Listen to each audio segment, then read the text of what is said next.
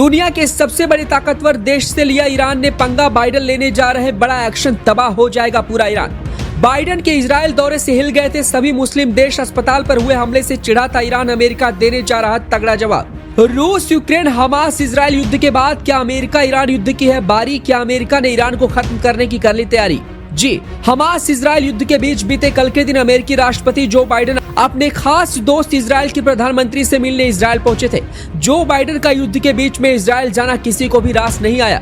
जो बाइडन दुनिया के सबसे ताकतवर देश अमेरिका के राष्ट्रपति हैं। यही नहीं, वो दुनिया के सबसे सुरक्षित शख्स भी हैं, जिनकी सुरक्षा में दुनिया की सबसे बड़ी और सबसे ज्यादा फोर्सेज लगाई जाती हैं। जहां एक तरफ इजराइल के विरोध में 50 से ज्यादा मुस्लिम देश खड़े हैं, तो वहीं दुनिया के कई बड़े देशों ने इजराइल का समर्थन दिया है, जिनमें भारत भी शामिल है। हाल ही में अमेरिकी राष्ट्रपति ने हिजबुल्लाह को धमकी दी थी कि अगर गलती से भी इजराइल के खिलाफ युद्ध किया तो अमेरिकी सेना आईडीएफ का साथ देगी, यानी इजराइल का साथ देगी। हमास के साथ ईरान समर्थित लेबनान का आतंकी समूह हिजबुल्लाह खड़ा है।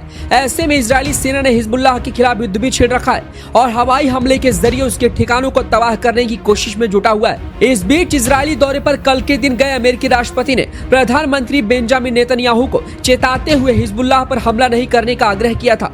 इधर अमेरिकी राष्ट्रपति इजराइल से हिजबुल्लाह पर हमला नहीं करने का आग्रह कर रहे थे कि उधर सीरिया और इराक में मौजूद अमेरिकी बेस कैंप पर हिजबुल्लाह ने रॉकेट दागकर पूरे अमेरिका को हिला दिया है। जब तक बाइडन इजराइल में थे तब तक हिजबुल्लाह शांत था, लेकिन बाइडन को अमेरिका पहुंचे 24 घंटे भी नहीं बीते थे कि हिजबुल्लाह ने अपनी औकात दिखा दी और बिना किसी डर के अमेरिका से बड़ा पंगा ले लिया।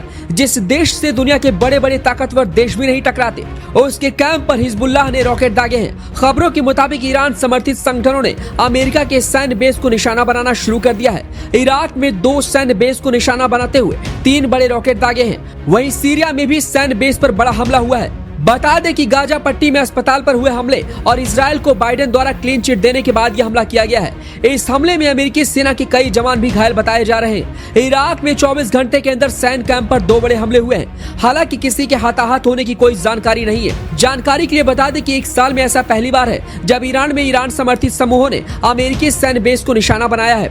वहीं अमेरिकी अधिकारियों ने 3 ड्रोन हमले की बात कही है। इराक के पश्चिम और कुर्दिस्तान क्षेत्र में अल हरीर एयरबेस पर हमला किया गया है।